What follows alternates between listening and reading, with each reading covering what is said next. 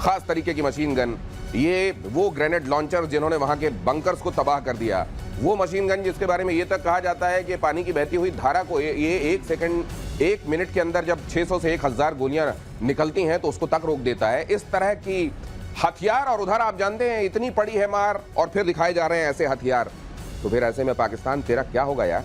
ये मेजर गौरव आर्य, ये जो हमको हथियार दिखाई दे रहे हैं और बीएसएफ हर दिन लाकर सामने ये दिखा भी देती है, आप इसको जरा वॉल में डालिएगा। ये हथियार अगर आप वॉल में डाल देंगे तो हमको समझा, जैसे ये है सर, ये सामने इन्होंने बनाए हुए हैं, ये कुछ की ग्राफिक्स इन्होंने बनाए हुए हैं। ये देखिए जरा, ये धूल चटाने वाले पाकिस्तान को जो हथियार हैं वो इसमें से जाहिर है इनका कुछ एनिमेटिक वर्जन भी इन्होंने सामने रखा है जो आपको समझ में आ रहे हो। ये ऐसे एंटी मटेरियल राइफल क्या है सर? देखिए साहब, जब लॉन्ग डिस्टेंस पे आपको कोई जैसे बख्तरबंद गाड़ी है या आपको कोई ऐसी चीज है, कोई बंकर है जो ऐसा कोई सॉलिड ठोस टारगेट है, उसको एंगेज करना पड़ता है, तो ये एक किस्म की आप कह लें कि अगेंस्ट अ फोर्टिफाइड बंकर और अगेंस्ट आर्मर्ड व्हीकल, जिसके मतलब not a tank, obviously not a tank, but कोई ऐसी ठोस गाड़ी, उसके खिलाफ जब आपको it's like a sniper rifle but long distance मारने वाली, और ये जो है इस टाइप के टारगेट को मारते हैं, तो ये है ऐसे ही स्नाइपर राइफल है। स्नाइपर राइफल से आप लॉन्ग डिस्टेंस पे, ज्यादा लॉन्ग डिस्टेंस पे 800 मीटर, 1000 मीटर, 1500 मीटर, इस पे आप ये देखिए, ये ऑटोमेटिक ग्रेनेड लॉन्चर है ये जो फायर करवा रहे हैं, एजीएल है। हाँ अच्छा दिनेश, मैं भी ऐड ये जरा आप इसको जिप को ऊपर कीजिए, इसकी वजह से हमको दिख नहीं रहा है। ये जो है सर, ये ऑटोमेटिक ग्रेनेड सिस्टम आप बता रहे हैं ना? जी। ये मतलब इससे ये ग्रेनेड निकल रहे हैं क्या इतनी तेजी से? इसके अंदर ग्रेनेड होते हैं, रशियन ओरिजिन का है, ये हमने खूब चलाया और बड़ी मस्त चीज है ये।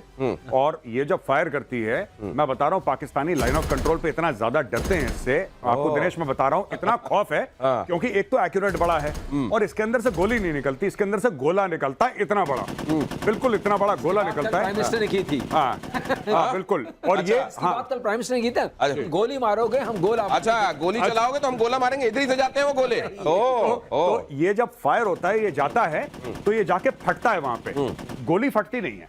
गोली जब निकलती है तो गोली डेड होती है, कोई भी बुलेट निकलती है इट इज डेड मेटल जो जाके वहां पे लगता है स्पीड से, लेकिन ये जाके वहां पे, क्योंकि ग्रेनेड है, ये जाता है स्पीड से और वहां पे जाके फटता है, और जहां पे फटता है वहां पे 2-4 लोगों को ले जाता है ये। तो ये ऐसी चीजों लगातार दर लगातार फायर करता है, बहुत शानदार, वेरी ब्यूटीफुल वेपन। तो जब इधर ये गोले फटते हैं जी, तो उधर पाकिस्तान की क्या हालत होती है बताने की जरूरत नहीं है। आगे मैं आपको ये दिखाऊं, जरा देखिए, पाकिस्तान के साथ बातचीत केवल आतंकवाद और पीओके पर होगी। भारत ने एक बार फिर से स्पष्ट कर दिया, पीओके रात में सपने ऐसे डरावने आ रहे हैं इस समय पाकिस्तान को कि कहीं उसको बलूचिस्तान वाले सपने आ रहे हैं, कहीं भारत की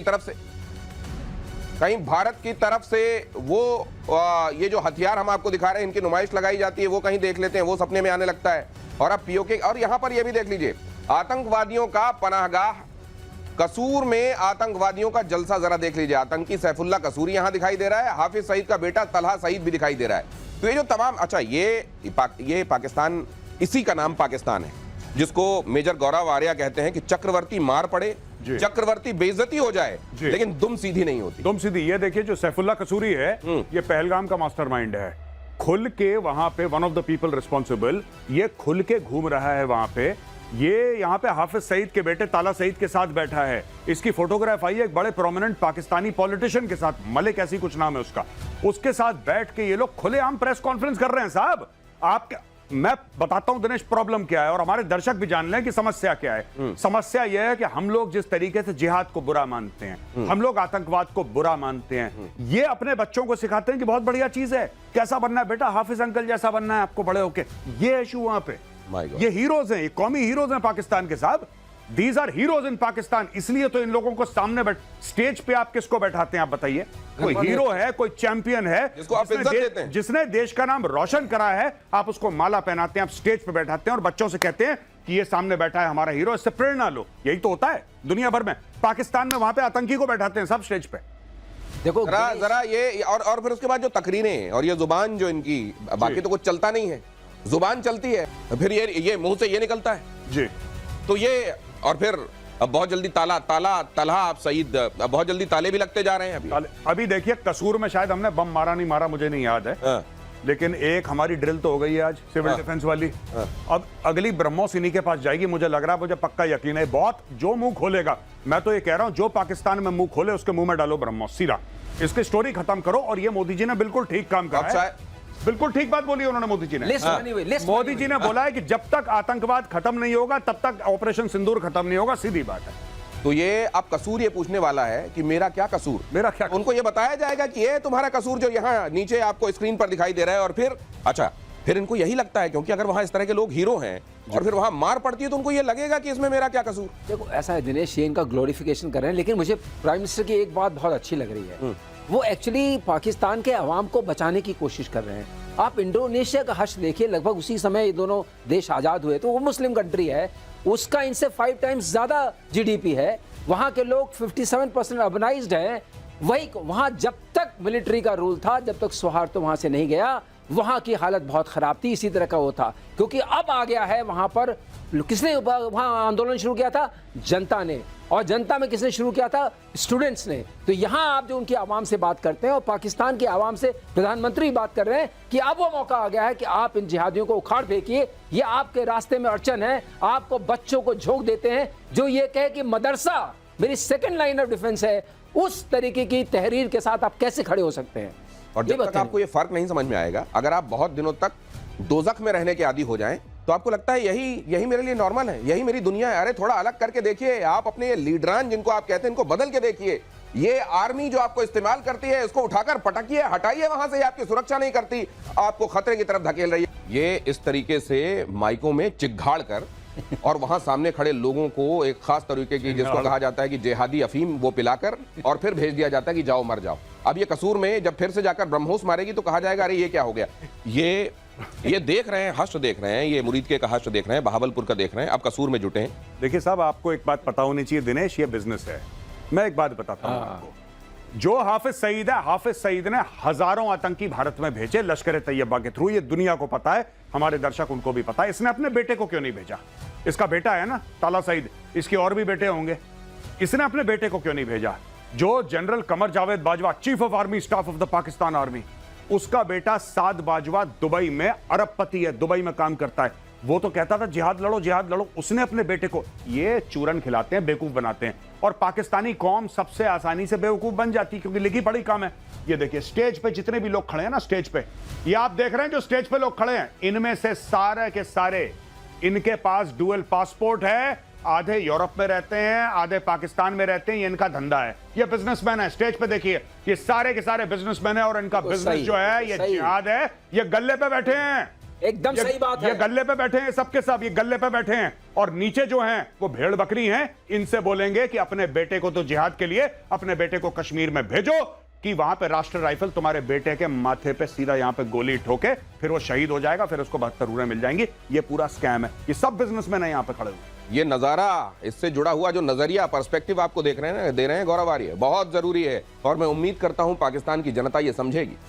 ये होपिंग अगेंस्ट द होप है, लेकिन फिर भी उम्मीद पर दुनिया कायम है। पीओके से जुड़ी सबसे बड़ी खबर देखिए, स्वामी रामभद्राचार्य से मिले सेना प्रमुख जनरल उपेंद्र द्विवेदी। रामभद्राचार्य से उन्होंने दीक्षा ली तो रामभद्राचार्य ने कहा मुझे दक्षिणा में पीओके चाहिए।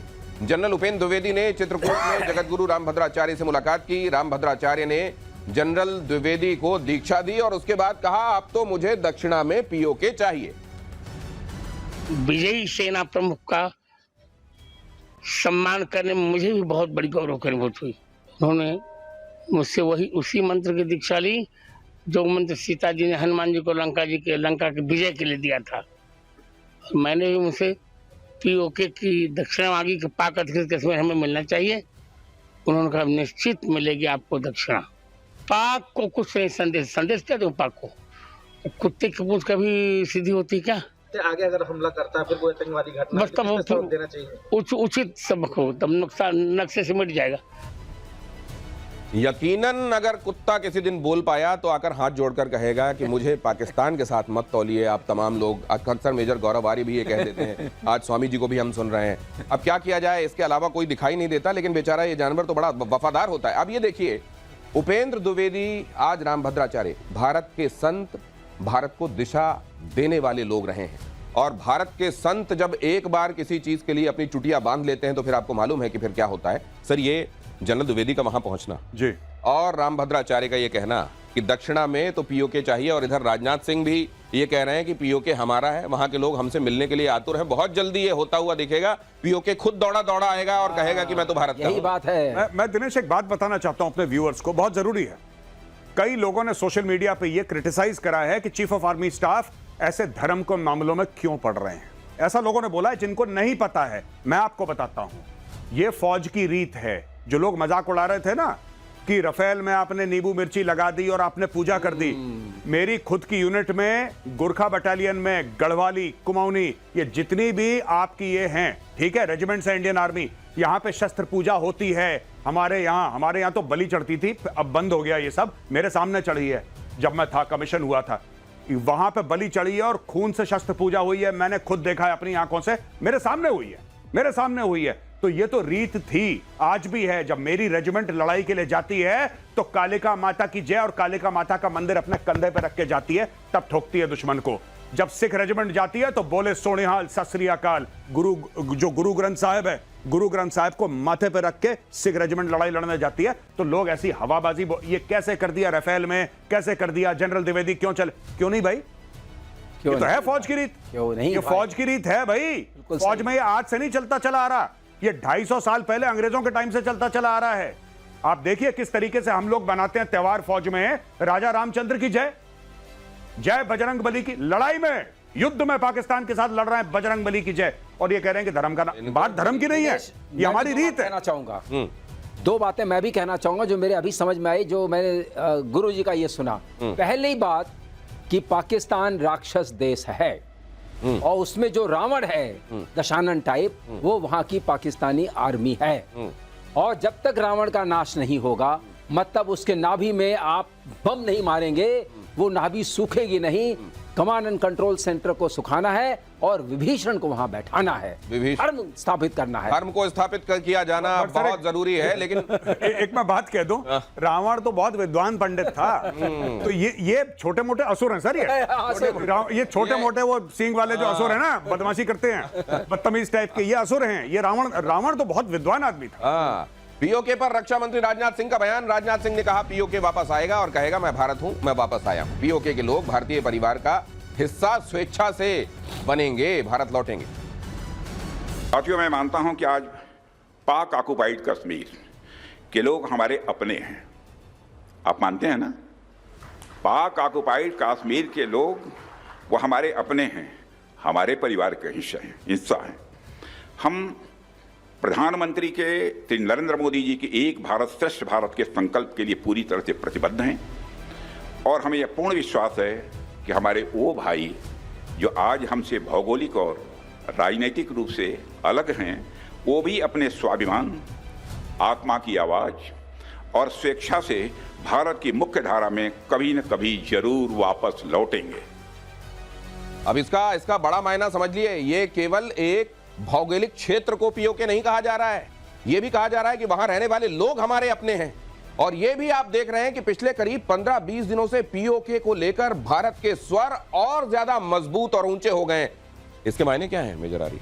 नहीं, देखिए बात यह है कि अब कहीं ना कहीं लोगों में ये एक विचारधारा बन चुकी है, एक माइंडसेट बन चुका है, नॉट विचारधारा बट माइंडसेट, एक दिमाग बन चुका है कि अब पीओके के बारे में निर्णायक लड़ाई शुरू हो चुकी है। और ऑपरेशन सिंदूर अभी स्थगित, मतलब जिसको कहते हैं कि इट्स अ पॉज, ये खत्म नहीं हुआ है। इसके पीछे सरकार पड़ गई है, इसके पीछे लोग पड़ गए हैं। आप देखिए कि जनरल द्विवेदी जाते हैं संत महात्माओं के यहाँ मिलने के लिए, प्रणाम करते हैं, वो कहते हैं गुरु दक्षिणा मुझे पीओके चाहिए। ये आप देखिए ना, this is not a military man speaking, this is a Holi man speaking, right. और होली मैन ये कहते हैं, जो धर्म गुरु हैं वो कहते हैं कि पीओके, यानी कि सबको चाहिए पीओके, और सरकार को पता है कि सबको चाहिए पीओके। अब निर्णायक युद्ध होगा। अब इसके मायने भी समझाइए। जनता वहां की हमारी है। सो दिनेश, इसके मैं जोड़ के देखता हूं, तार जोड़ना चाहूंगा अगर आपके हाँ, पास प्लीज 30 सेकंड्स हो। पहला यूएनएससी का रेजोल्यूशन क्या था? उसका पहला स्टेप था खाली करो। तो पहले आवाज आई थी पीओके खाली करो, उसका पहला स्टेप है रेजोल्यूशन का, जिसमें कि हम फंस गए थे कि पीओके खाली करो। तो पहले आवाज आई थी प्रधानमंत्री की तरफ से पीओके खाली करो। पाकिस्तान खाली करे। आवाज आ रही है कि ये अपने आप मिलेंगे, जो नेक्स्ट स्टेप था। तो उसके बाद विलय तो होना निश्चित है। क्रिया प्रक्रिया शुरू हो गई है दिनेश। ये प्रक्रिया है। पहले ये कि वो वहां जो पाकिस्तान जबरन कब्जा जमाए हुए हैं वो वहां से जाए, हटे, खाली करे, और फिर वहां के जो लोग हैं वो तो भारत के हैं ही, भारत के साथ मिलने को बेकरार हैं। ऑपरेशन सिंदूर पर बोले वायुसेना प्रमुख, ऑपरेशन सिंदूर देश की सामूहिक जीत है। सेना और हर भारतीय का इसमें योगदान है। भारत का ये कड़ा और स्पष्ट फैसला था, बड़ी स्पष्ट रणनीति थी इसमें।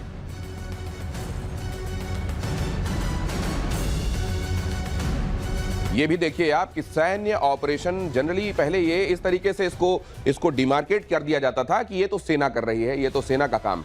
इस समय किसी एक मकसद के लिए पूरा देश एक है। ये बात और है कि उसकी जो रण में जाने वाली बाजुएं हैं जिनको हम आर्मी कहते हैं वो जा रही हैं, अपना काम कर रही हैं, लेकिन दिल दिमाग हर एक ऑर्गन आप कह लीजिए साथ में खड़ा हुआ है। इसके मायने क्या है मेजर आरी?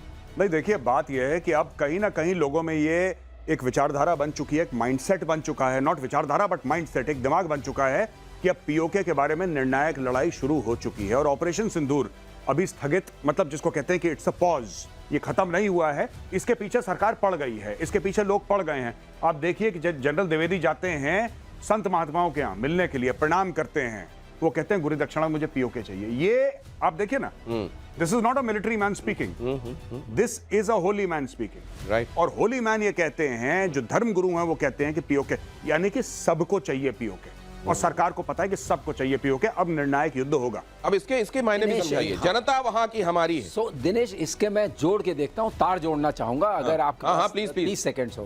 पहला यूएनएससी का रेजोल्यूशन क्या था? उसका पहला स्टेप था खाली करो, तो पहले आवाज आई थी पीओके खाली करो।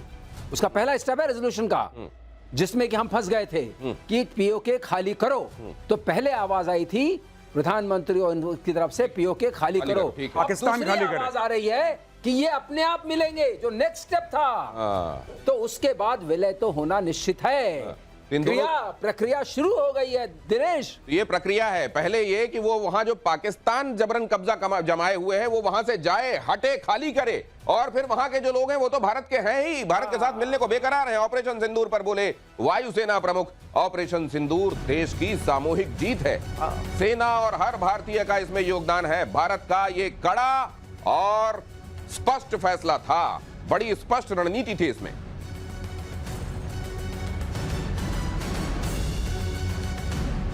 ये भी देखिए आप कि सैन्य ऑपरेशन जनरली पहले ये इस तरीके से इसको डिमार्केट कर दिया जाता था कि ये तो सेना कर रही है, ये तो सेना का काम। इस समय किसी एक मकसद के लिए पूरा देश एक है। ये बात और है कि उसकी जो रण में जाने वाली बाजुएं हैं जिनको हम आर्मी कहते हैं वो जा रही हैं, अपना काम कर रही हैं, लेकिन दिल दिमाग हर एक ऑर्गन आप कह लीजिए साथ में खड़ा हुआ है।